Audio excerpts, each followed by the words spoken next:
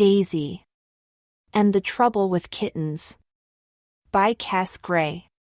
Chapter 1. The trouble with gatitos is they are so cute. Gatitos is Spanish for kittens. The waiter I met on our holiday told me. If gatitos looked like slugs instead of kittens, then what happened on our Spanish holiday would never ever have happened. No way, Jose. If gatitos had slimy skin and gungy bits, instead of cute little whiskers and cute little eyes and cute little noses and cute little paws and cute little everything else's, then I definitely wouldn't have got into trouble on holiday. I wouldn't have stroked them or given them names or anything. Or given them bits of my Spanish ham. How was I to know there would be kittens in our hotel in Spain? Especially kittens that wanted another mom? There weren't any kittens in the holiday magazine that my mom showed me before we went. There were just pictures of our hotel and a swimming pool and a beach. There wasn't one kitten in any of the pictures anywhere. Or if you ask me, if hotels have kittens as well as swimming pools, then they should say so in their magazines. But they don't. At least our hotel didn't. Which isn't my fault. Chapter 2. Me and my mom hardly ever go on holiday. We would like to, but the trouble is, going on holiday costs ever such a lot of money. Even when it's foreign money, it still costs a lot. The trouble with things that cost a lot of money is you have to save up for them. If you're trying to save up a lot, it can take ages. You need a huge piggy bank if you're saving up for something as big as a holiday. Luckily, something really good happened. My nanny and grampy had some money they didn't want, so they gave it to my mom instead. Mom was really pleased when nanny and grampy came round to our house to tell her. She was so pleased she burst out smiling, and then gave them about 10 really big kisses. Then she gave me a big kiss too, and said, "Daisy, pack your bags, we're going on a summer holiday." The trouble with big kisses is they can be a bit too big sometimes. The big kiss Mum gave me nearly squashed my nose off. Once I'd made sure my nose was still on, I ran straight upstairs to my bedroom to pack my bags like Mum asked. The trouble with packing your bags is I've only got a school bag. Actually, it's a rucksack, but it's still not that big. By the time I'd got my toys and my football in it, I didn't have any room left for holiday clothes. Then my mum came into my bedroom and said, "Daisy, I didn't mean pack your bags right now. She meant, Daisy, start thinking about what you would like to take on holiday," because she hadn't actually booked the hotel yet, and we didn't actually know where we would be going yet, and we wouldn't actually be going anywhere for about a month. Then my nanny and grampy came into my bedroom and said it would probably be better if I left my football at home and bought a blow-up beach ball instead. That would give me much more room in my rucksack. Then they gave me some holiday money too. £10 they gave me. All to myself. I'd never been so rich. Grampy said I could find a beach ball to buy when I got to the holiday place. And a bucket and spade if I wanted. Mom said I might even be able to afford a fishing net too. But then I had the idea of buying some scuba gear. Or a small yacht. Then, once I'd thought about it a bit more, I couldn't decide what I was going to buy. That's the trouble with being rich. There are far too many things you can afford. Especially when you're going on holiday. Then Mum said that it would probably be best to wait until we actually got to where we were going and then decide. If we waited till we got to where we were going, I might find something else to spend my money on. Something I hadn't thought of. So I waited. And waited. And waited and waited. About 4.5 blimmin' weeks. Chapter 3. The trouble with waiting about 4.5 blimmin' weeks to go on holiday is it makes you go all trembly and excited. Especially when you've found out where you're going. I thought we were going to go to Cornwall again, which is in England, so when my mum told me we were going to Spain, my eyeballs nearly popped out and rolled across the carpet. Spain isn't even in England. It's in a completely different country of the world. Plus, to get to Spain you can't go in your car, you have to fly there in an actual aeroplane. An actual aeroplane that takes off and flies through the actual sky and goes above the actual clouds and everything. When I found out I was going to be going on an actual aeroplane to actual Spain for my actual summer holiday, even my trembles got the trembles. Now don't get overexcited like you normally do, Daisy, said Mum. You know what happens when you get overexcited. But I couldn't stop myself. I rang my best friend Gabby straight away to tell her the news, but she wasn't in. So I ran all the way, 3 doors up the road, to my second best friend Dylan's house to tell him instead. Dylan has been to loads of places in the world. He is 9 though. And he's got a snake. Dylan told me Turkey was good, Egypt was too hot, Clacton was wicked, especially the slot machines, but Spain was definitely the best. And guess what? That's exactly what Gabby said when I saw her too.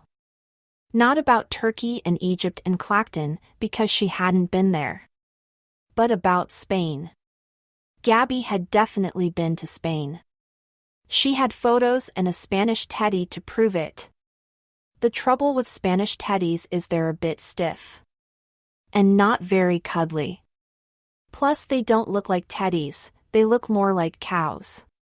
Gabby said they don't have teddies that look like teddies in Spain. They only have teddies that look like black bulls or donkeys.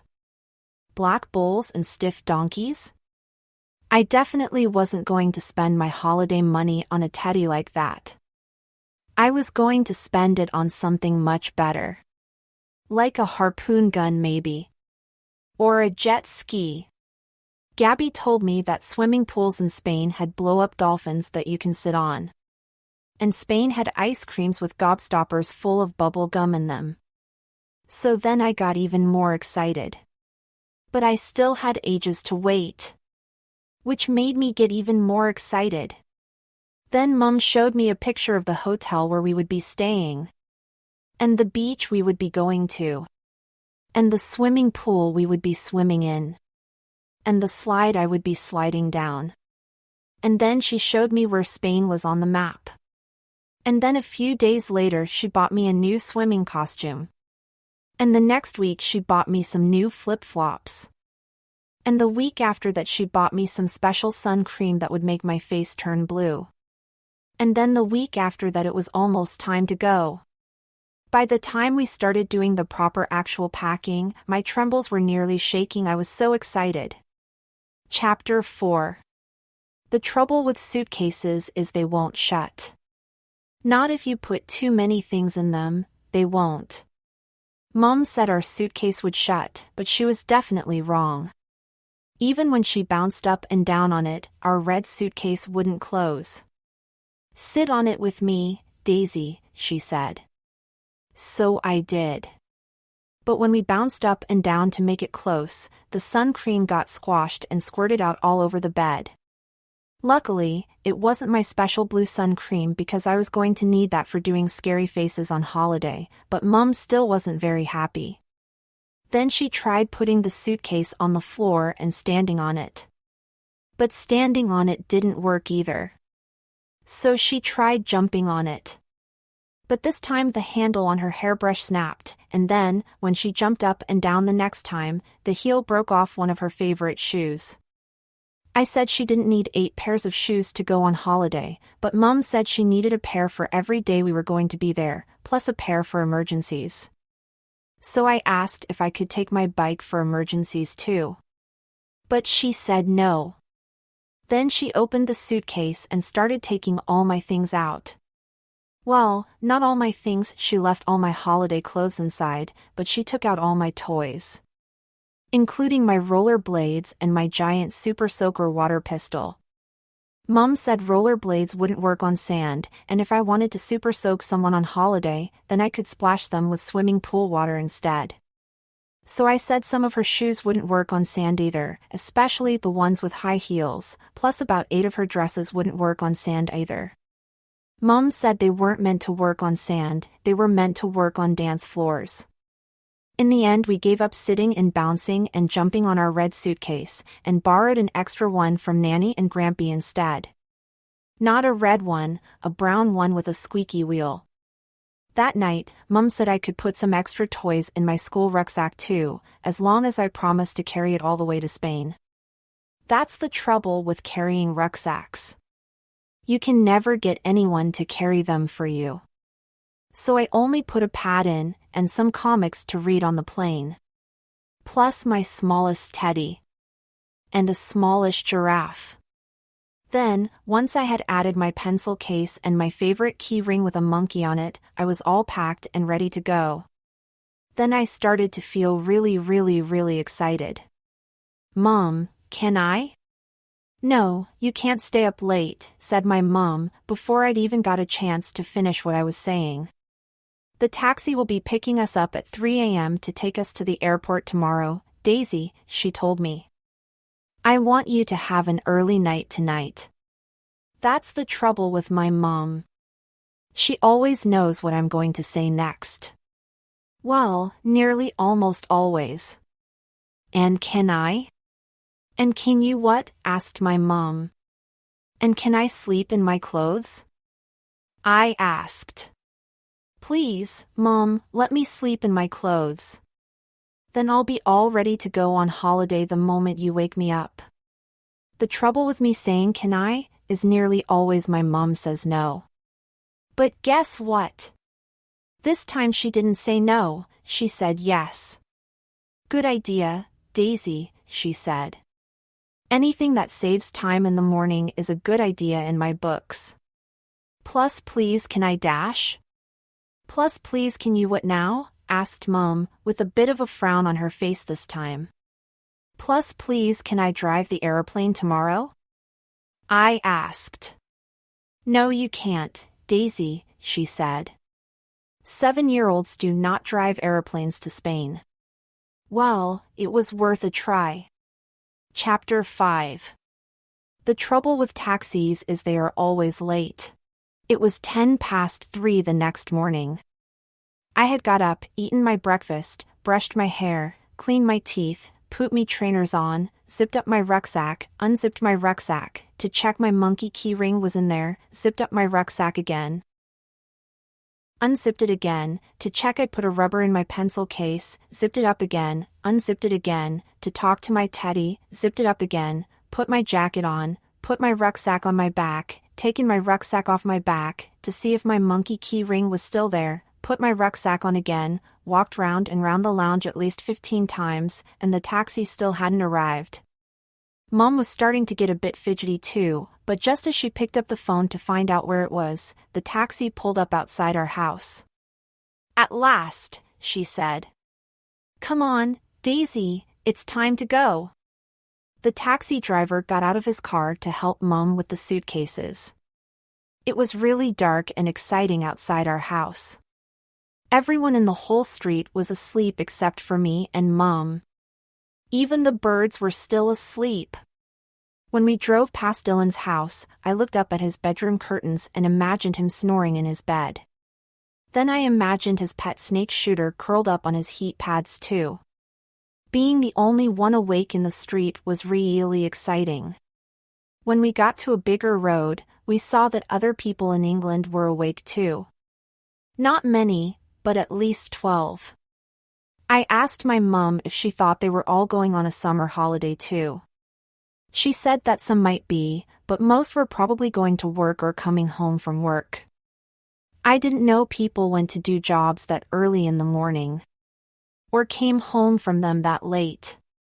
Mom said that milkmen do very early jobs, so that when they put the milk on your doorstep, they can make sure it's nice and fresh. That's the trouble with milk, if you don't keep it fresh it goes all lumpy and moldy. And it smells.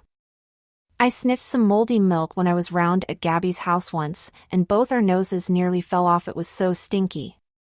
Now we only sniff nice things. Like Play-Doh. The trouble with my mom at 3:30 in the morning is she doesn't want to play games or anything. I thought playing games in the taxi would be really exciting, but Mom just said that she was too tired. Then she said, "Daisy, we've got a long day ahead. Why don't you close your eyes and try and get some more sleep before we get to the airport?" Sleep? When you're going to an airport? How could anyone possibly sleep when they are in an actual taxi, going to an actual airport with an actual airplane that's going to fly you all the way to actual Spain? I couldn't even close my eyes. So I played I Spy on my own.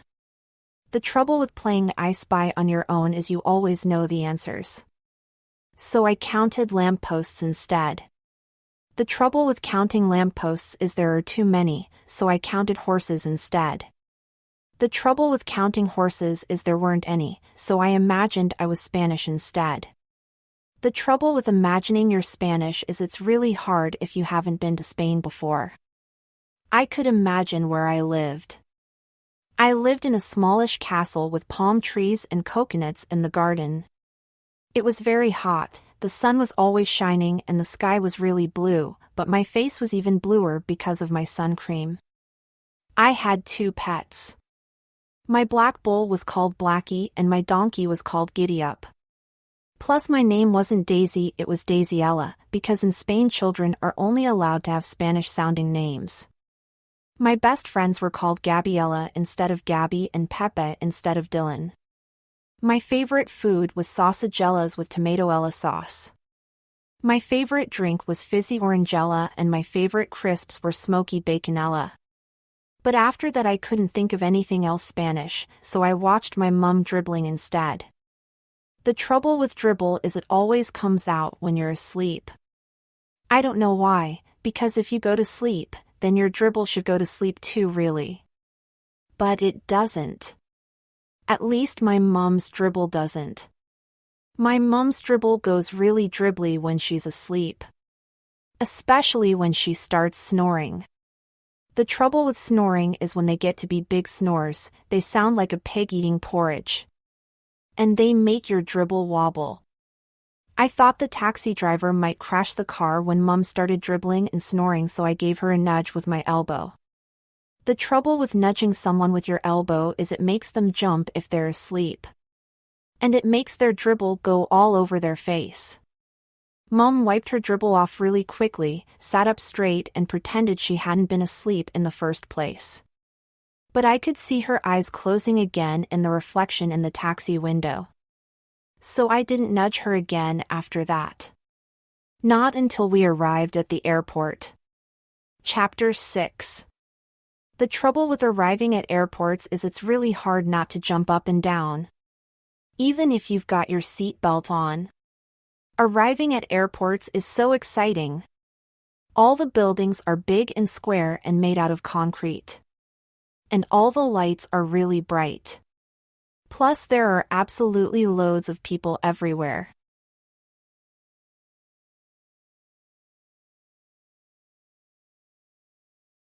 Plus if you look up in the sky, you can see actual planes coming into land and other ones that are taking off. You should see how big airplanes look when they are close up. I thought one was going to land on our head. When we got out of our taxi, there were people pushing trolleys into the airport and people pushing trolleys out of the airport all over the place. All the people going in had long trousers on, but some of the people coming out were wearing shorts. And flip-flops. And they had suntans and everything. Mom said the people coming out of the airport had been on their holidays and the people going in were about to start their holidays. Just like us. After Mom had paid the taxi man, we went and got a trolley all of our own. The trouble with trolleys all of your own is they make you want to have a ride on them. Mom said you aren't really meant to ride on trolleys at the airport in case you fall off, but once we put our suitcases on, she let me climb on top. It was brilliant. Then guess what we had to do? We had to go through some really big turning doors. Not normal doors like you get at home, but great big ones that turned round and round like a roundabout. It was so much fun. Mom and me went round in circles 3 times before we went in. And then guess what? We had to go along a really long piece of floor that actually moved. It was just like moving carpet, except it wasn't made of carpet. It was black like rubber. Anyway, you didn't have to walk on it or anything. All you had to do was stand on it and it carried you all the way inside. I'd never seen inside an airport before. It was amazing. I'd never seen so many people before either. Or trolleys. Or suitcases. Or queues. There were queues everywhere. Really long ones too. It took us ages to get our passports looked at, and ages to get our suitcases weighed, and ages to get our tickets from the lady, but I didn't care. We were in an actual airport, going to actual Spain on an actual summer holiday for 7 whole actual days. I'd have queued for 100 years to do that. I don't think Mom would have though. That's the trouble with queues. You have to be quite small to enjoy them. It's the same with airport floors. The trouble with airport floors is they make you want to do skids. Once we'd done all our queuing, I just had to do some big skids. Mom said I shouldn't do skids in airports because I might knock someone over or crash into a trolley, but I couldn't stop myself. One skid I did went about 5 meters. That was a standing up skid. Another one I did went about 7.5 meters. That was a skidding on my knees skid. But then the next skid I did went straight into a man carrying a cup of coffee.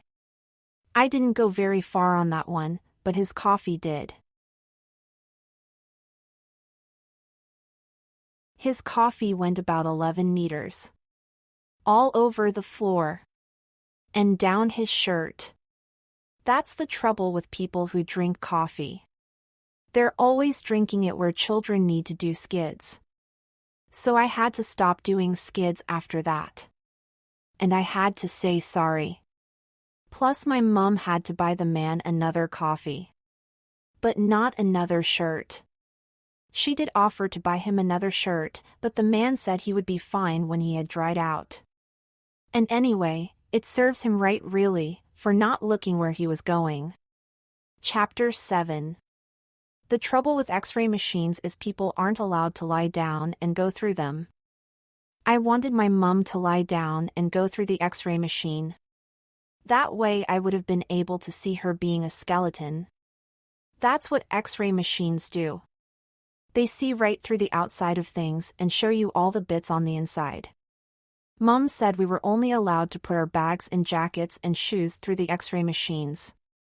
But the trouble with bags and jackets and shoes is they don't have skeletons in the middle. Which means they're not as good. Once we put our bags on the X-ray machine, we had to walk through a special rectangle that bleeped if you were carrying daggers or machine guns or swords or key rings with monkeys on. When I went bleep, I thought I was going to be arrested and sent to prison or something, but when the X-ray man found my key ring in my pocket, he let me go free. Which is lucky really, because prison is nowhere near as good as Spain. After I'd stopped bleeping, my mom made me put my monkey key ring in my rucksack, and then we went to the airport shops. I couldn't wait to spend my holiday money. The trouble with airport shops is most of them don't have scuba gear in them. Or small yachts.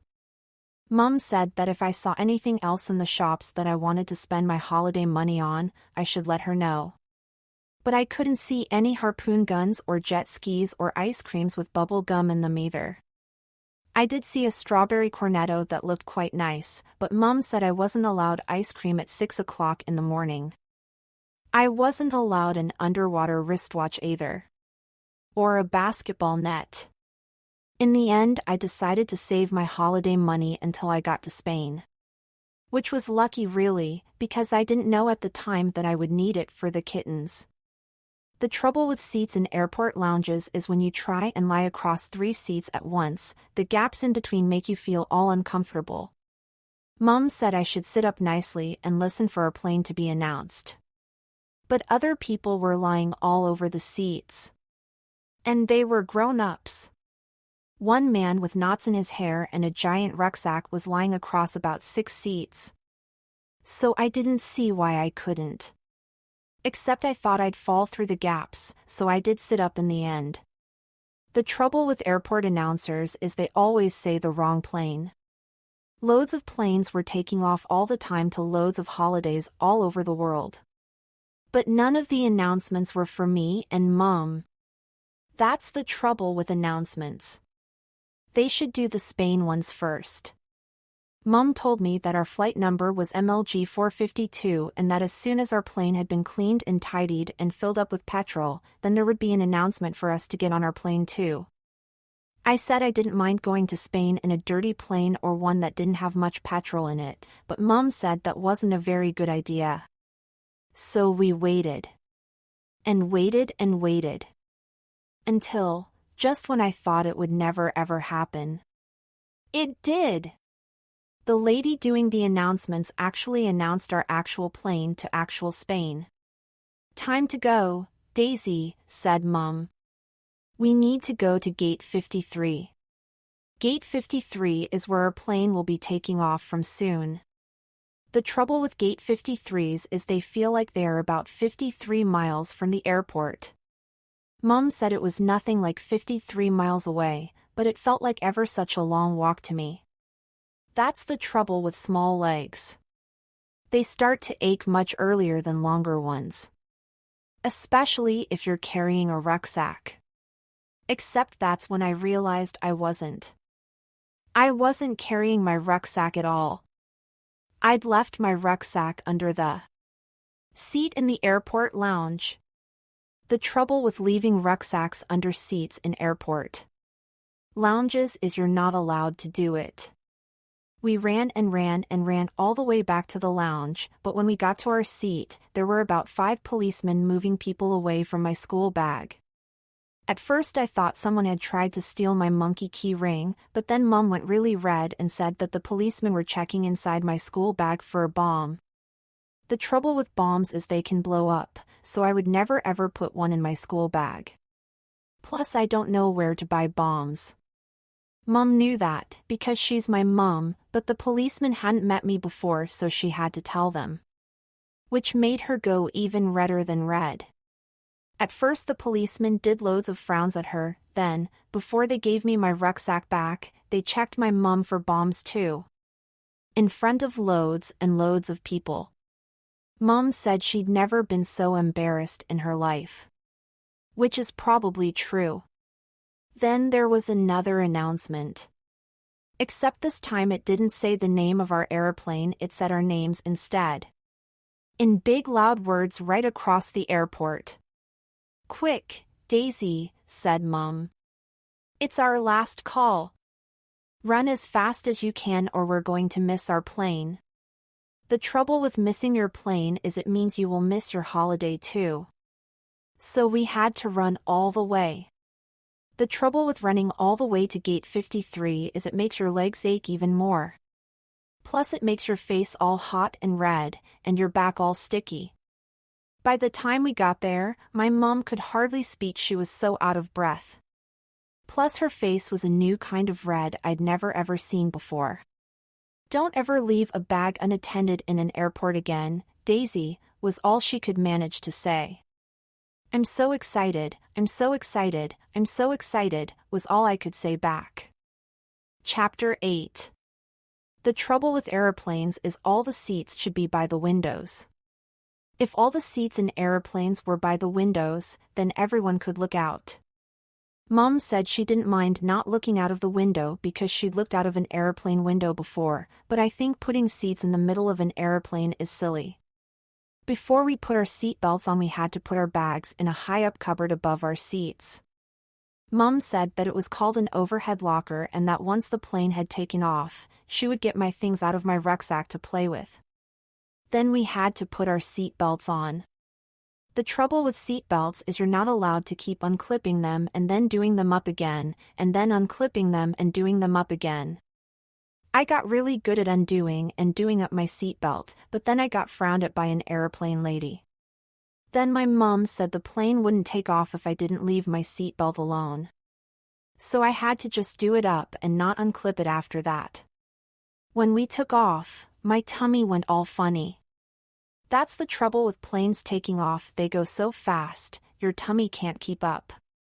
At first I nearly didn't look out of the window, but when I did it was brilliant. Everything on the ground had gone really small. All the cars on the roads looked like teensy toy ones and all the trees and fields looked like tiny broccolis inside little green squares. Mom said the higher we got, the smaller everything would look. And she was right, because then we went even higher. We went right up into the air above the actual clouds. Real actual clouds. Great big, fat, fluffy ones that looked like great big, fat oodles and oodles of white, fluffy cotton wool. I wanted to get out of the plane and bounce about on them, but Mom said no one was allowed outside during the journey. And anyway, we still had to keep our seatbelts on. That's the trouble with seatbelts. If you take them off before you're allowed to, the airplane lady will come and tell you off. When we were allowed to undo our seatbelts, the captain driving the plane did an announcement. He said that we would soon be cruising at 37,000 feet and that a little bit later we were going to be given breakfast to eat, plus teas and coffees. Then I decided I needed my pad and pencil case. The trouble with needing a pad and pencil case when they're in an overhead locker is your mom has to undo her seatbelt, get up, squeeze past the person she's sitting next to, reach up to the overhead cupboard and take the pad and pencil case out of your bag to give it to you. The trouble with needing a comic just after you've needed a pad and pencil case is then your mom has to do it all over again. Then I needed my giraffe. And then I needed my monkey key ring. Which made her a little bit cross and the person she was sitting next to a little bit huffy and puffy. So in the end Mom took my whole rucksack down from the overhead locker, gave it to me and told me to keep it under the seat in front of me. So I did. But then I needed to go to the loo. The trouble with loos on airplanes is they are a bit small. My loo at home has a bath in it and everything. The one on our airplane didn't even have a shower. Or even a rubber duck. Plus when I was sitting on the loo seat, my ears began to feel all shushy. When I came out of the loo, my mom said that because we were so high up in the sky, the air pressure in our ears could begin to feel different. Then she told me to pinch my nose and swallow. The trouble with pinching your nose and swallowing is it makes your ears go funny. At first I didn't know what my ears were doing. They just felt wiggly inside and then everything went all loud. Mom said it was called popping. But I didn't really like it. I preferred not popping, or still shushy. When we got back to our seats, I got my pad and pencils out of my bag to do some drawing. Draw an aeroplane, said Mom. Draw a Spanish aeroplane. Which was quite a good idea. Except by then I'd worked out how to play with the tray in my seat. The trouble with airplane trays when they're right in front of you is they really make you want to lower them and then push them up again. And then lower them and push them up again. And lower them and push them up again. And lower them and push them up again. Because it's really good fun. Trouble is, the man sitting in the seat in front of me didn't know how to work his tray. So he got all jealous and huffy and puffy, and kept turning round to frown at me. So Mom said I had better put my tray up and leave it up. But I couldn't, because our breakfast had arrived. Chapter 9. The trouble with breakfasts on airplanes is they don't do Cocoa Pops. They do sort of sausage and sort of bacon with sort of baked beans with sort of potatoes in a white plastic tray instead. At first I didn't know what sort of breakfast it would be because I couldn't get the foil lid off, but when Mom pulled it off for me, I could see it wasn't Cocoa Pops. So I just had my bread roll and orange juice instead. Mom said that they probably wouldn't have Cocoa Pops in Spain either, and that not having Cocoa Pops on the plane would be good practice for not having Cocoa Pops in the hotel. And she was right. Our hotel in Spain didn't do Cocoa Pops either. But they did do Rice Krispies. And they did kittens. Not for breakfast. Just for stroking. You should never put milk on kittens. It's all right to put milk in their saucer for them to drink, but you mustn't pour it actually on them. Or sprinkle sugar on them. Pouring milk or sprinkling sugar on kittens isn't allowed in Spain. Or any country in the world. Otherwise you'll go to prison. But stroking them is definitely all right. And cuddling them. But playing with them is even better. If you ask me, playing with kittens is one of the best things you can do in the world. Honestly, if I'd known there were going to be kittens at our hotel in Spain, I wouldn't have put any toys in my rucksack to play with at all. Not even my monkey key ring. I mean, who needs toys and teddies and key rings and coloring pens and pads in your rucksack when you've got kittens to play with? No one. That's who. Still, at least the things in my rucksack gave me something to do on the plane. I was going to play I Spy with Mom. I Spy is a new Spanish I Spy game I have invented, but the trouble was, by the time I had drawn a Spanish aeroplane and some Spanish clouds and some really high-up Spanish seagulls, my mom had fallen asleep and started snoring again. Then she started dribbling again. Which I'm not sure is allowed on planes. Luckily, the aeroplane lady who gave us our breakfast didn't see the dribble, or she might have told the captain. And then the captain might have told everyone in the plane in an announcement. This is your captain speaking. We have a dribble alert in seat 14B. Please be careful that you don't get dribbled on when you walk past seat 14B, because the lady who is snoring next to the little girl in seat 14A is dribbling all over the place. Or something like that. That's the trouble with dribble alerts. They can be really embarrassing. Especially if you're not allowed to jump off the plane. Which you're definitely not. Unless you've got a parachute. So I just stayed quiet in my seat, played with my toys and colored with my coloring pens. While my mom dribbled. All the way Spain. Chapter 10.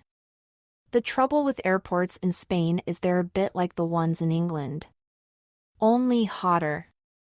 By the time we'd got off the plane and onto a bus, and driven to the airport building and given our passports to a grumpy Spanish man who never smiled, and then waited for our suitcases to come out, and then found a trolley, and then lifted my rucksack onto the trolley, and then gone back to try and find Nanny and Grampy's squeaky wheel, my face was really boiling. That's the trouble with sunshine in Spain. It can burn straight through whole buildings. And coaches. The coach that drove us to our hotel after we'd left the airport was even hotter. Mom said that the air conditioning on the coach can't have been working, and that if we were going to have a holiday in Spain, then we would just have to get used to hot temperatures. If you ask me, my mom was really pleased it was so hot in Spain. Being hot in Spain makes the dribble on your shoulder dry up much quicker. It was far way too hot in the coach for me though. Sitting on that coach was like being a jacket potato in a microwave. No, it was like being a chicken nugget in a red-hot oven. Actually, it was like being a crispy sausage that's fallen through the gap onto the barbecue coals, and then had loads more red-hot coals and some burning mustard put on top. Anyway, that's probably why I fainted. Mom said I didn't faint. I fell asleep. But I definitely didn't. Even if she said I did. And I definitely didn't do any snoring even if she said I did.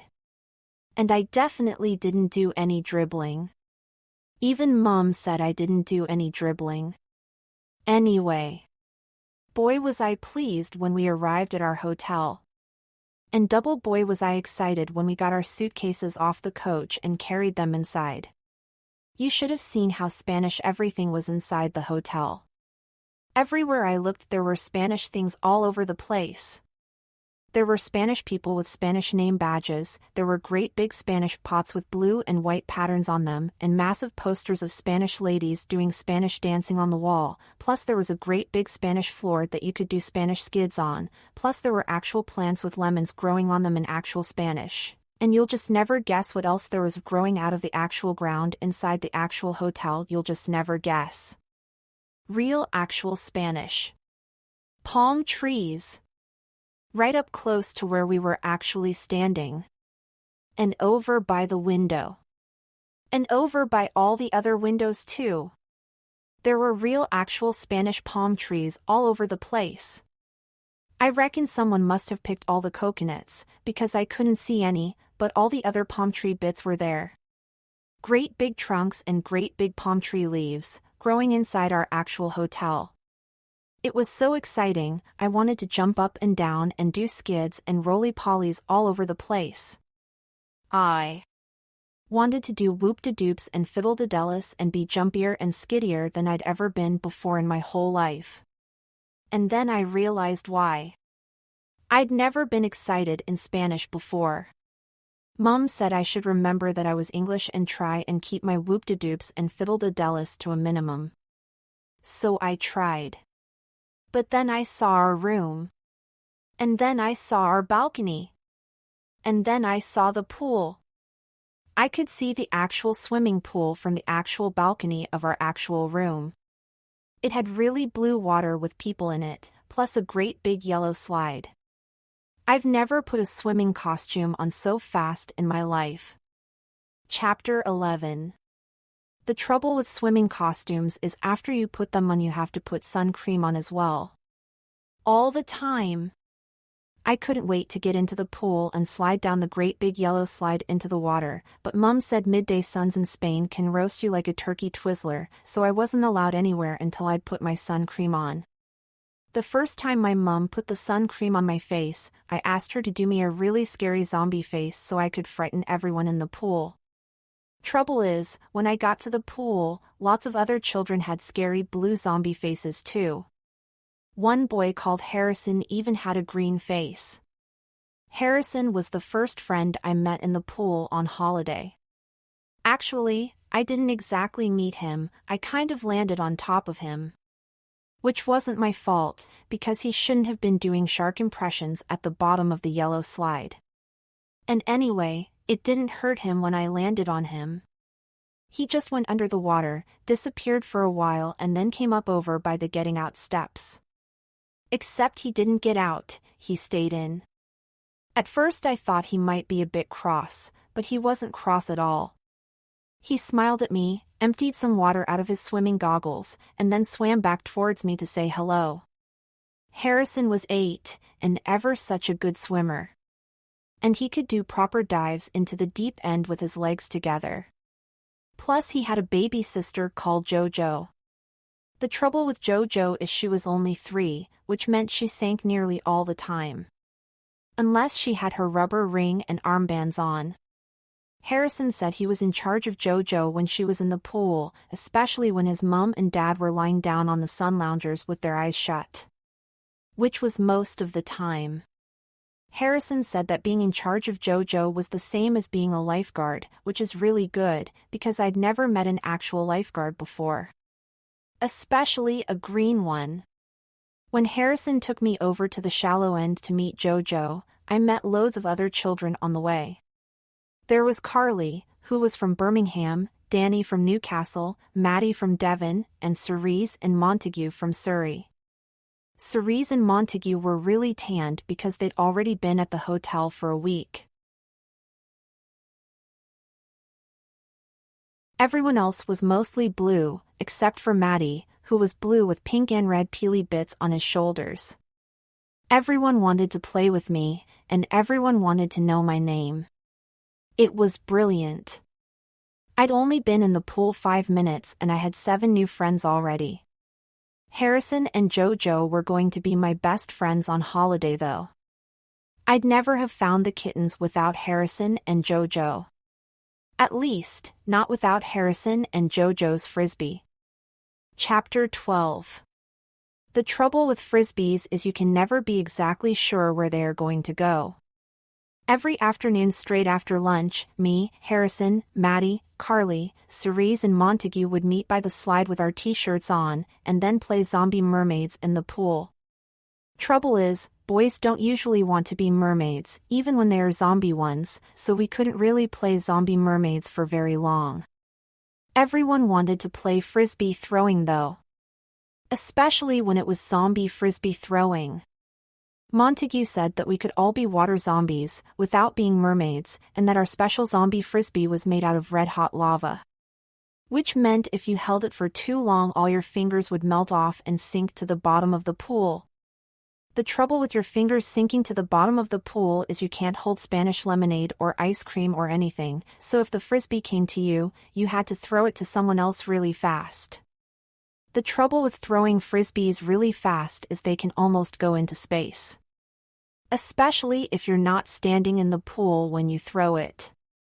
I did start off in the pool, and even when I was right up to my shoulders in water, I did some really good throws. Trouble is, then I found a beetle floating in the water beside me. Maddie said it was a zombie headlouse from Deadland, but it wasn't. It was definitely a shiny black and green beetle from Spain. It splashed straight towards me and even touched my arm. And its legs were still moving. So I had to stop playing zombie frisbee for a moment, scoop it into a plastic cup and throw it out of the pool back onto the concrete. The trouble with throwing beetles out of swimming pools is they land upside down. The trouble with beetles landing upside down is then they can't turn themselves the right way up. They just stay upside down and wriggle and wriggle and wriggle. At least Spanish beetles do. So I had to get out of the pool to help turn it over. The trouble with turning beetles over is you can't really do it with your fingers, in case they nip you. So you have to find a lolly stick to turn them over with instead. Then, once you've found a lolly stick, you have to concentrate really hard on getting the beetle's legs to grab on. Which is quite hard. And then you have to turn him over without him letting go. Or he might fall off and land upside down again. Which is even harder. So when a zombie frisbee comes to you, you don't really notice it at first. And then, when everyone screams zombie fingers at you, it really makes you jump.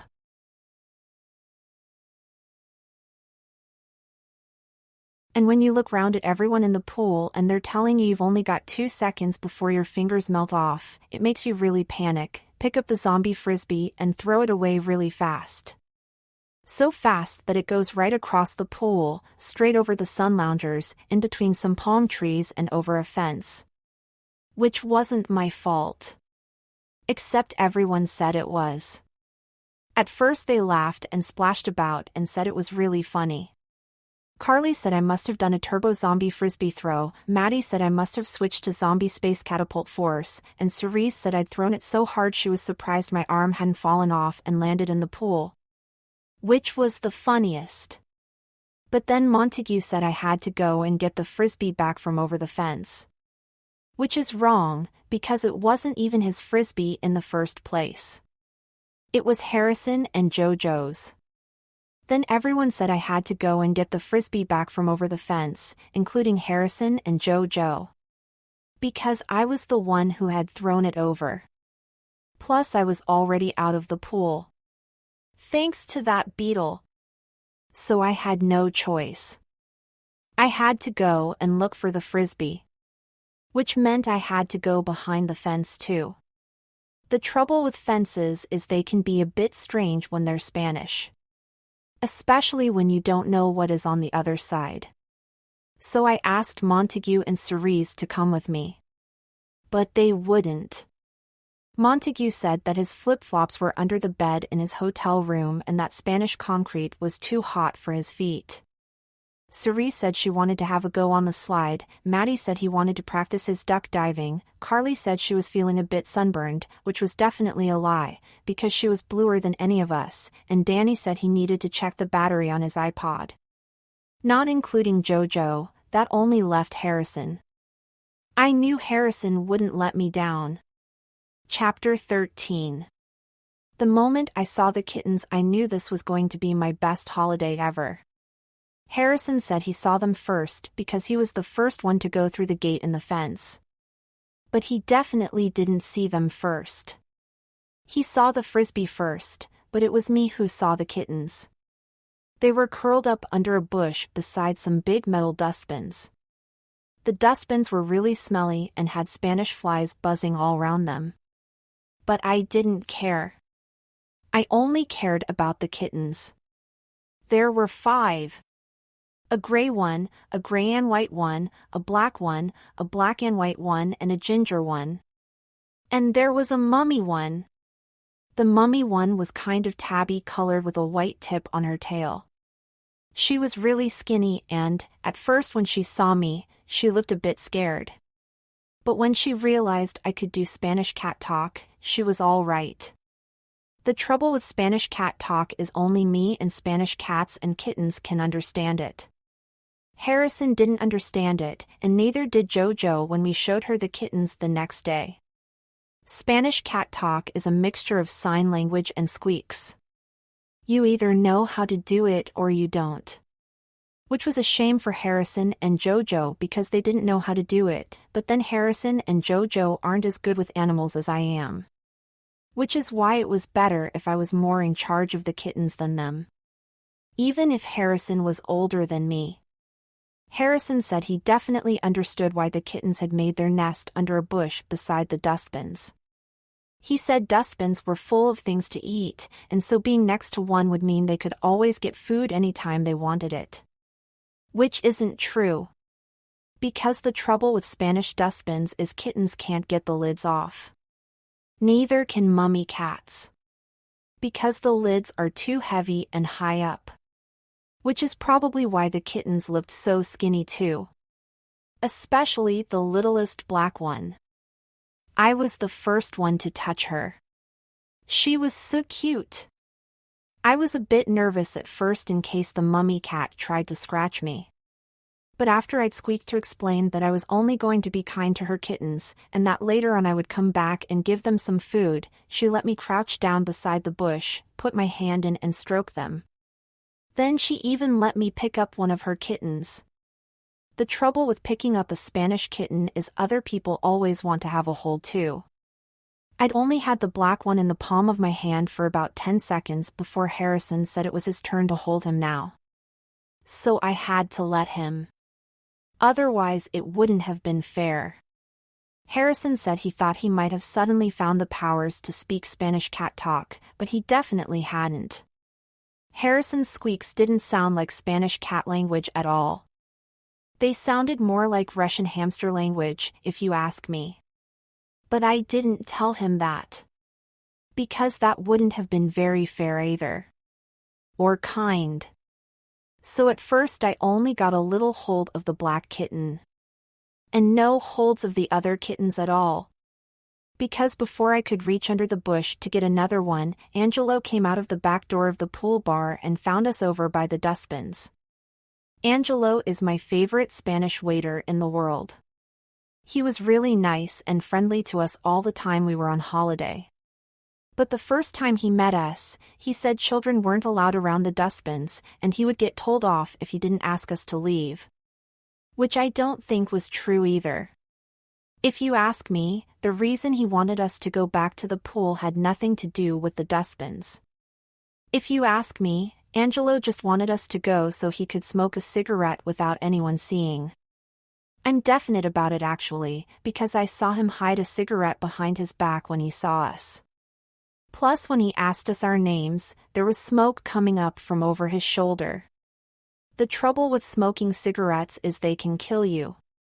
Whatever language you smoke them in, they can kill you deader than dead. Cigarettes have got bad stuff inside them that can clog up your whole body and stop you breathing. And they can turn your teeth yellow. And your hair. My mom says that my granddad, who died before I was born, used to smoke, and the front of his hair went really yellow. Then he got a smoking disease and he died. Like my dad. Except my dad didn't die of smoke. Or cigarettes. He died of a car crash. When I was little. But I don't remember. I've never remembered. I hardly remember anything about when I was little. I will remember never ever to smoke though. Not in English or Spanish or any language. Which is why I had to tell Angelo off. When Angelo found out Harrison and I had seen his cigarette, he dropped it on the ground and squashed the smoke out of it with the heel of his shoe. Then he promised us he would never ever smoke a cigarette again. So we decided to like him. And he decided to like us. It was Angelo who told us that the Spanish word for never ever was no way Jose. And that the Spanish word for kittens was gatitos. It was Angelo who told us that the kittens were about 10 weeks old, and that they had actually been born under the actual bush beside the actual dustbins. It was Angelo who told us that he didn't know where the daddy cat was, and that Spanish daddy cats weren't very good at looking after kittens. And it was Angelo who told us to keep the kittens a secret when we went back to the pool to play with our friends. He said that if lots of children found out there were kittens behind the fence, then they would all want to see them and stroke them and pick them up and everything.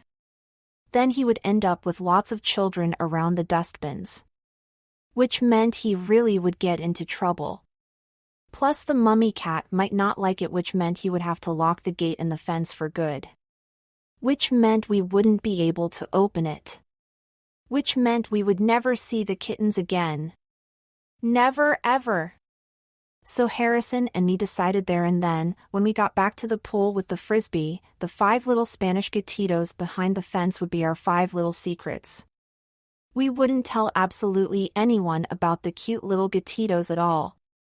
Except for Jojo and my mom. Chapter 14.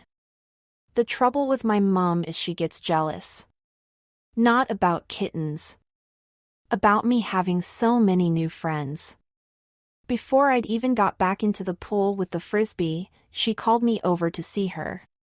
At first I thought she was going to tell me off for going behind a Spanish fence with Harrison, but what she had to say was much worse than that. I couldn't believe it. Just because I'd made 14 new friends on holiday, 7 normal ones, 6 furry ones and Angelo, my mom decided she wanted to make a new friend too. His name was Derek. And he was a man.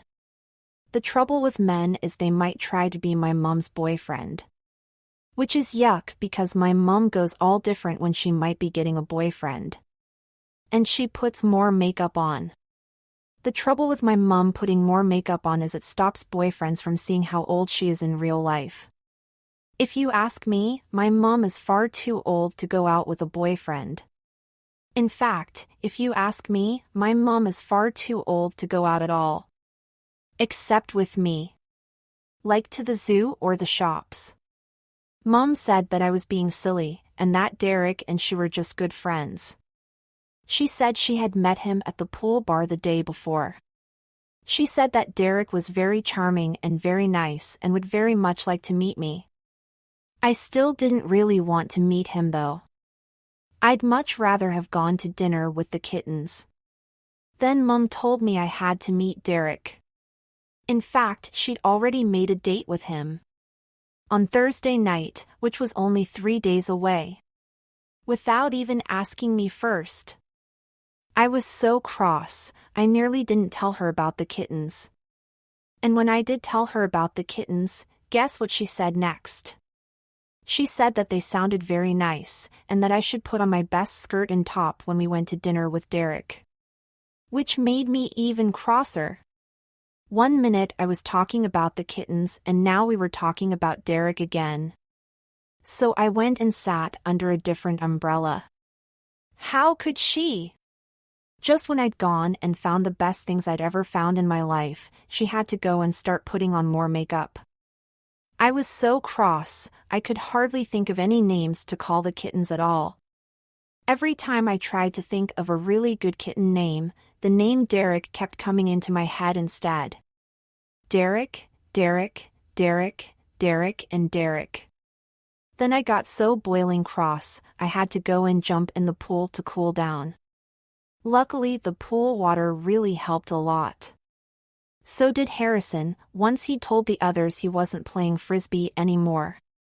Miffy, Marble, Midnight, Minnie Moo, and Smokey. That's what the kittens' names would be. Chapter 15. When Mom and me went for our dinner in the hotel that evening, the only thing I could think about was the kittens. They were so small and so skinny and so hungry and so under a bush beside a dustbin. I just had to get them something really nice to eat. That's why I took loads of octopus and anchovies from the buffet. Anchovies are like tiny little fishes in slimy sauce, just right for growing kittens, and octopus is like, well, little bobbly bits of, octopus just right for growing kittens too. At least Harrison said they would be, when we were standing with our plates in the buffet queue. Harrison said he reckoned cats would absolutely love octopus and anchovies because they were made of fish. But then he said that he wouldn't actually be able to put any on his plate because his mom and dad would get suspicious. That's the trouble with octopus and anchovies. Children can't eat them without looking suspicious. Which meant my mom would be suspicious of my octopus and anchovies too. So I hid them under a big pile of lettuce. When I sat down at my table with a great big pile of lettuce, my mom's eyes nearly popped out of her head. "What on earth have you got there, Daisy?" she asked. "I fancied a lettuce salad," I said. "A lettuce salad?" she said. "A lettuce blooming salad?" she said. "Hello, Derek," she said. That's when I met Derek for the first time. Actually, I was quite pleased to meet him because he took my mom's mind right off my lettuce. "How are you, Derek?" said my mom, jiggling her earrings with the back of her hand and then fluttering her makeup at him like a soppy person. "Daisy meet Derek, Derek meet Daisy," she said. The trouble with extra long nostril hairs is they make you look like a troll. The trouble with even medium-sized ear hairs is they make you look like you've escaped from a zoo. Apart from that, Derek didn't look too bad. His hair was a bit gray, his nose was a bit big, but his teeth were quite straight and he had a quite nice watch on.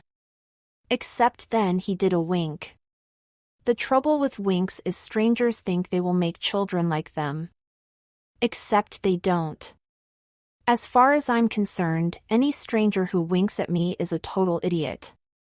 "I believe I am going to have the pleasure of taking you and your lovely mum to dinner, Daisy," said Derek, stretching his arm across my anchovies for a handshake. The trouble with handshakes is they don't work with one hand. So I had to give him my hand to shake. After we'd done the shake, Derek did another wink. Then he put his other hand on my mum's shoulder and whispered, "Are we still all right for Thursday?" Then my mum went all soppy again and said that we couldn't wait to go out for dinner with him. Which was a lie. "Where would you like to go?" asked Derek. "I know a lovely little Spanish tappers bar by the seafront." "That would be lovely, Derek," said my mum. Which was another lie. In fact, the last thing on earth I wanted to do on my holiday was go Spanish tapping with Derek. Whatever Spanish tapping is. "Thursday it is then," said Derek, winking at me for a third time and then leaving us alone. Nostril hairs, ear hairs, and 3 winks. There was no way I was going to like Derek. "Do we ha avi to go?" I said, hoping that my mum would change her mind and never see Derek again. "Yes, we do ha avi to go," said Mum. "Derek is a perfectly lovely man, and we will have a perfectly lovely evening with him on Thursday." Except we didn't. Thanks to the kittens. Chapter 16. Apart from Derek and his winks, our holiday just got better and better after I'd found the kittens. Well, mine did. Mom says hers just got worse and worse. I used my special Spanish cat talk to find out all about my little gatitos. All the kittens liked licking the anchovies, but no one really liked the octopus. The mummy cat told me that octopus was a bit chewy for growing kittens and that I should try stealing some different meaty things from the buffet. Miffy told me she preferred chicken to beef. Marble said he quite liked prawns without their shells on. Midnight asked me to take the bones out of the sea bream, and Smokey told me that if I could get him some really big bits of tuna that would be even better. Plus Minnie Moo asked me to take all the milk out of the milk jugs at breakfast. So I did. Well, me and Harrison did. The trouble with hunting for meat is you have to make sure nobody sees you. Every chance we got, we nabbed some meat for the kittens. We got spicy sausage from the tops of Carly's mom and dad's pizza, Spanish ham from my mom's Olay, salad, some tuna mayonnaise out of Maddie's mom's sandwich, and a whole sardine off Derek's plate when he was talking to my mom. And no one ever saw us. Well, not at first they didn't. Angelo kept the gate unlocked for us every day, so whenever we wanted to visit or feed the kittens, we could. And so could Jojo. So for Harrison, me and now Jojo, every day of our holiday was Gatito Day. We still played with Carly, Cerise, Montague, Maddie and Danny in the pool. But we never ever gave away the secret of the kittens. No way, Jose! No one even got suspicious. Because whenever we wanted to see the kittens we just threw the frisbee over the fence. So nobody ever knew. It was brilliant. I even thought of something to spend my holiday money on that was brilliant too. Kitten food. Real actual proper tins of it that you could buy in the supermarket down by the beach. Mom said kitten food was a silly thing to spend all my holiday money on. She said I should spend my holiday money on postcards or a beach ball or a sun hat. But after Harrison and me got caught walking out of the evening buffet with a whole salmon, we were banned from stealing any more food from anywhere in the hotel by the hotel manager. And the pool bar manager. And our mums. We couldn't even leave our tables without opening our napkins. So I just had to spend all my holiday money on proper kitten food. Otherwise, the kittens would have died of nothing to eat. So the next morning after breakfast, Mom took me into the town to look at some real Spanish shops. Chapter 17. The trouble with real Spanish shops is most of them don't sell kitten food at all. The shops Mom kept taking me to only sold clothes. Mom said she wanted to find a nice summer dress that she could wear to the Tappers bar with Derek on Thursday evening. Which made me even crosser. I mean, how could anyone think about buying summer dresses to tap in when 5 little kittens were starving of something to eat back at the hotel? Then she started looking for some new shoes. She'd already put 8 pairs in the suitcase, now she was looking for another pair. It was a good job there was really cold air conditioning in the supermarket, otherwise I would have exploded like a hot air balloon when I got there. Mom said that if I didn't chill a bit, she would stick my head in the freezer compartment with the frozen peas. But Spain doesn't grow peas. It only grows coconuts and lemons, so I knew that wasn't true. Plus you're not allowed to put children in freezer cabinets. In any country in the world. I didn't go near the frozen food bit though, just in case. I had to go all the way round the soap powders and along the cereals to find the kitten food. After we'd paid, my mom asked me if I'd like to go to the beach. But the trouble with beaches is they don't have any kittens on them. So I said no. Then she asked me if I'd like to walk down to the harbor to look at the boats. But the trouble with boats and harbors is they don't have any kittens in them either. So I said no. Then she asked me if I wanted to go and watch the carnival. But the trouble with carnivals is they don't have kittens in them either. So we went back to the hotel instead. After Mom had put the tins of kitten food in our room, she asked me if I wanted to play ping pong. But you know the trouble with ping pong tables, don't you? So Mom gave up after that and told me she was going to the pool bar to talk to Derek. Which was brilliant. That meant I could go and feed the kittens with Harrison and Jojo. I couldn't wait to give the kittens their first taste of actual proper Spanish kitten food out of a tin. Angelo helped me open the tin and then tip it out onto a saucer for them. And he let me chop it up into little pieces with a fork. When the kittens tried it for the first time, you should have heard the purrs they made. Marble even growled, it tasted so nice. Angelo told me I was very kind to buy the little gattitos proper gattito food. Then the mummy cat told me in cat speak that I was the kindest person they had ever met. Even kinder than Angelo. Which made me feel really proud. Then guess what? Minnie Moo asked me if it would be all right if she called me Mum too. Then all the kittens said it. They all wanted me to be their second mom. How brilliant was that? The mummy cat said she didn't mind one bit if her kittens called me Mum because I was so kind and because looking after 5 babies was really hard work. So any help I could give her would be brilliant. So I decided to help her even more. Because she asked me to. Because all the kittens asked me to. All 5 of them. Plus the mummy cat, which makes 6. Which wasn't my fault. Chapter 18. I'm not exactly sure which of my mom's screams was the loudest when she woke up in our hotel bed on Thursday morning. The scream she did when she opened her eyes and found 5 kittens on the pillows between us. Or the scream she did when she looked in the bathroom mirror. Both of them were pretty loud. Very loud actually. The trouble with sleeping with kittens is, and there is no way I could ever have known this, kittens have fleas. Especially kittens who live next to dustbins. The trouble with fleas is, They bite your arms, they bite your tummy, they bite your face while you're asleep, and they make you itchy in all the places they've bitten you.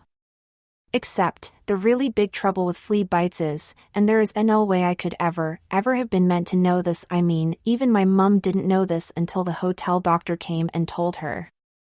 The biggest trouble with flea bites is, my mom's allergic to them. I'm not. My flea bites were only small and felt a bit itchy. But my mom is absolutely allergic to flea bites big time. That's why her face had gone all puffy. And the rest of her body too. What have you done to me, Daisy? She shouted. I look like the Elephant Man.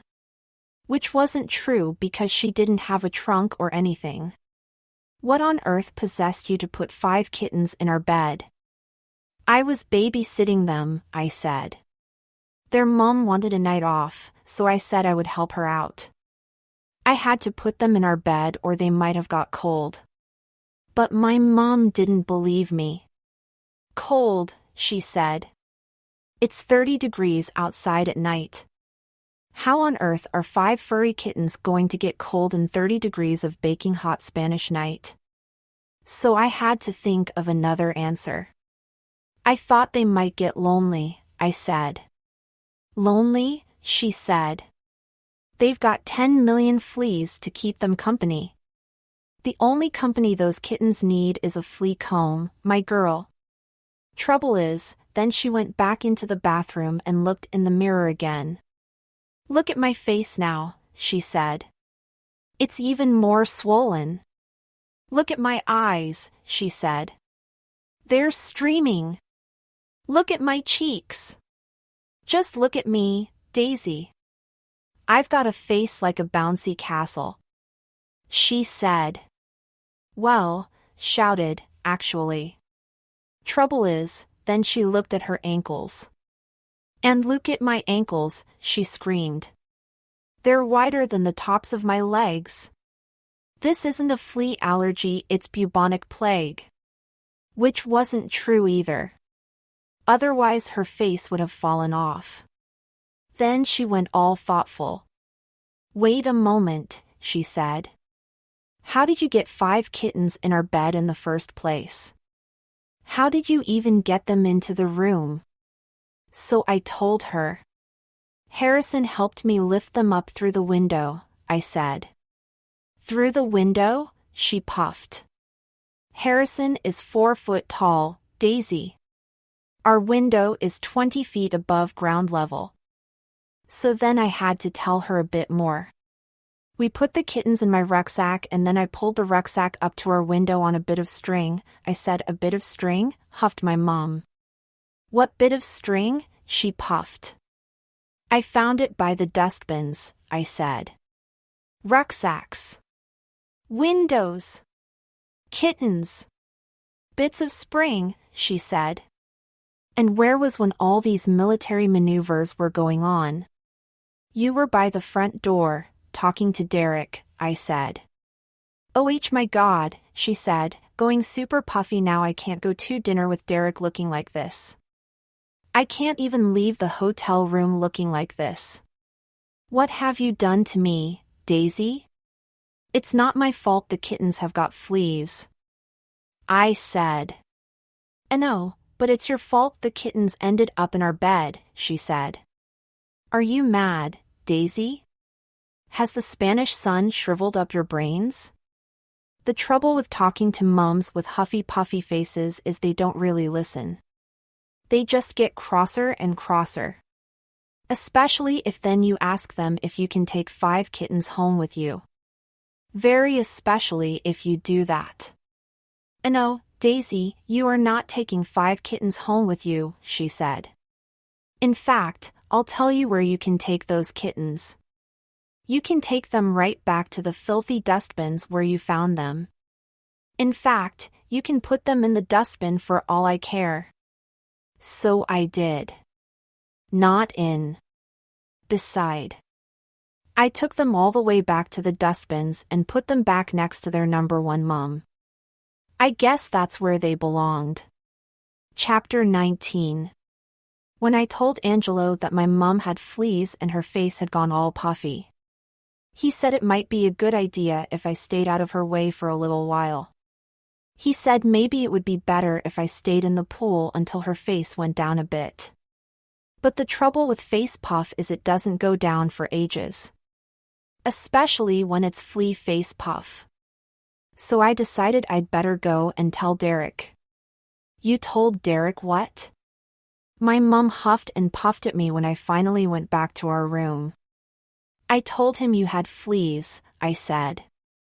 "You told Derek I had fleas," she said. Oh my word. This just goes from bad to worse. "Well, you have, haven't you?" I said. "The doctor said you have." "The doctor said I have a flea allergy, Daisy." "He didn't say I had fleas," she said. "I thought he did," I said. Oh my God. "And how many other people have you told that I have fleas?" asked my mom. "Only Angelo," I said. "And Danny and Harrison and Jojo and Carly and Montague and Cerise." And Cerise's mom. The trouble with telling your mom you've told everyone she has fleas is even her ears will start to go puffy after that. And her eyes will go all bulgy. "Brilliant," she said. But I don't think she meant it. Brilliant, brilliant, brilliant. I know, Daisy. Why don't we put up a big notice in the hotel lobby and tell the whole world that your mom has fleas?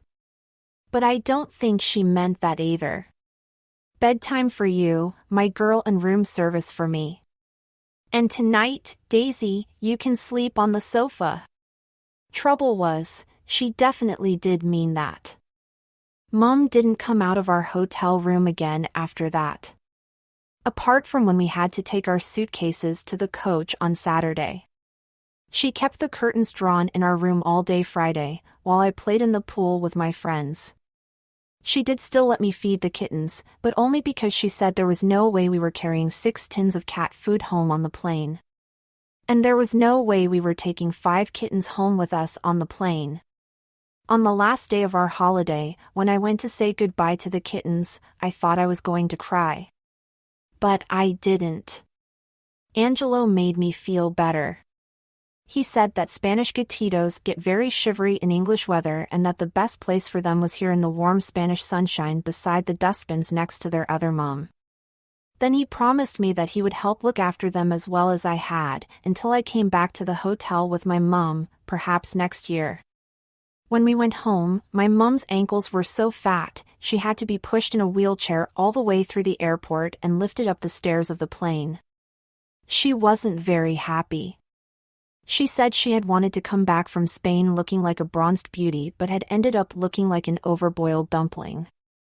I told her I was really sorry about the fleas, and if we came back next year, I would triple promise not to let the kittens sleep with us in the same bed. But I think her ears were so puffed up she couldn't hear. Never mind. At least had a brilliant time. I found the cutest little gatitos in the world. I learned how to do Spanish cat speak. I learned how to play zombie mermaids and zombie frisbees. I swapped addresses with Harrison and Jojo before I left, so now I can write letters to them whenever I want. I even learned how to open real kitten food tins with a tin opener. But do you know what makes me smile about my holiday more than anything? Those clever little gatitos, getting me out of going to dinner with that horrible Derek. Wink, wink. Chapter 1. Hi. Don't panic, but you're in danger. Or at least you would be if I wasn't around to look out for you. The name's Jack Dragon Beach Whistle, Junior Defender of the World. Adult High Command call me Agent J. You can call me Jack. I've been doing undercover world defense work for about 3 years. I was recruited by my dad. He does secret work for the government too. You don't have to believe me if you don't want to. The important thing is that you're safe. I guess you could say there is danger in my blood. In the last 3 years I've saved the world about 27 times from alien attacks, zombie sweet shop owners, poisonous footballs, man-eating post boxes, exploding conkers, but I don't want any thanks for it. Thanks aren't my style. And anyway, if a load of medals were pinned to my jumper, the weight of them would only slow me down. Or give me away. Especially like if I was holed out in the desert and my medals flashed in the sun.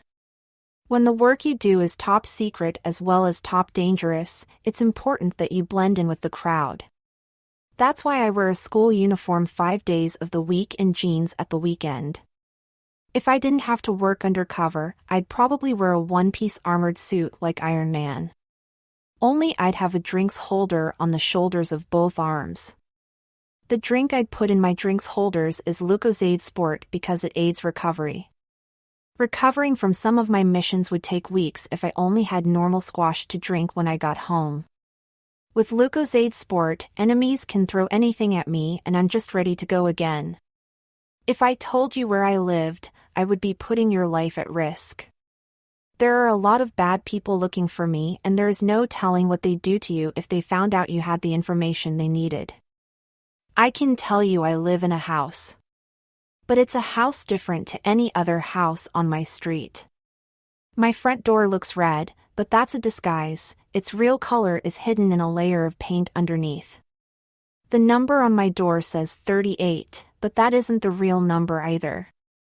Open my front gate, and a high-pitched sonic intruder warning alarm will tell me that someone is approaching. Ring my doorbell, and the fingerprint of the finger that is pushing the button will automatically be sent to my computer files. All the windows are bulletproof.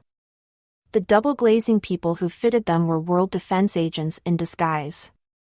But the best thing about my house is the chimney. If it all kicks off, you'd better watch out for my chimney. Especially if you're a giant slug. Chapter 2. Do you ever go out? If you don't, you should do because outside is where it's at. If you think about it, all you're ever gonna find inside a house is boring stuff like sofas and armchairs and carpets and beds and sinks full of washing up. It's always the same old stuff. Outside, nothing is ever the same. There's rain and snow and sun and wind and mud and dirt and stingers and trees and ditches and dens and puddles and ponds and rubbish dumps and burned out cars and gangster hideouts and zombie caves and everything. When you're outside, anything can happen, volcanoes can erupt, earthquakes can rumble, tsunamis can hit, meteors can collide, forest fires can burn.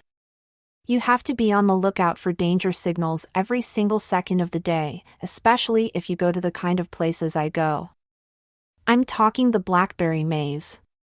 I'm talking the Devil's Weir, the dark woods, Hayman's Stream, and the Bomb Hole, Scorched Earth, Hell Hill, Allotment 24 and Dino Valley. There's nowhere a world defense mission can't take me. And as long as it isn't later than 8 o'clock at night, there's nowhere that Harry and Colin won't follow. Harry Bayliss and Colin Kettle are my best friends. We live on the same street. We're in the same class at school too. We hang out together, play football, go exploring, climb trees, build dens, and when we're called into action, we go on missions. Harry and Colin would follow me anywhere, 'cause we've made a blood pact. We didn't use real blood. We used squashed up berry juice. Hawthorn berries are the best. Sounds a bit strange, I know, but if there really is danger in my blood, then it wouldn't be fair to share it with Harry and Colin. The missions we go on are totally full on. To survive them, you need combat skills, tracking skills, survival skills, escaping skills, dirty water drinking skills, alien skills, tramp skills, and other skills that are so skillful they take hundreds of missions to learn. I've told Harry and Colin that when I've finished training them up, they could get to become proper agents like me. Except at the moment they can't, because they have to be in bed by 8 o'clock every night. Even on weekends. Qualified junior world defense agents don't have bedtimes. They have to be available every second of every minute of every hour 24/7/12/365, because that's when the enemy can strike. But try telling Harry and Colin's parents that. Harry and Colin are a bit unlucky really. They both have the wrong kind of parents, you know, the kind of parents who worry about their children all the time. My mom and dad don't worry about me all the time. In fact, my mom and dad don't worry about me at all. Because they know I can look after myself. Harry did try sneaking out of his bedroom window to go on a mission with me one night, but he lost his grip on the drain pipe and fell through his conservatory roof. Luckily he had his gloves on, and his bomber jacket and balaclava, so he was pretty well padded when he hit the ground. His mom and dad went mental when they saw all the broken glass, though. They didn't see me. I was hanging Batman style from THXNG in Harry's garden when it happened. But you'd never have known I was there, because I was dressed in my shadow gear too.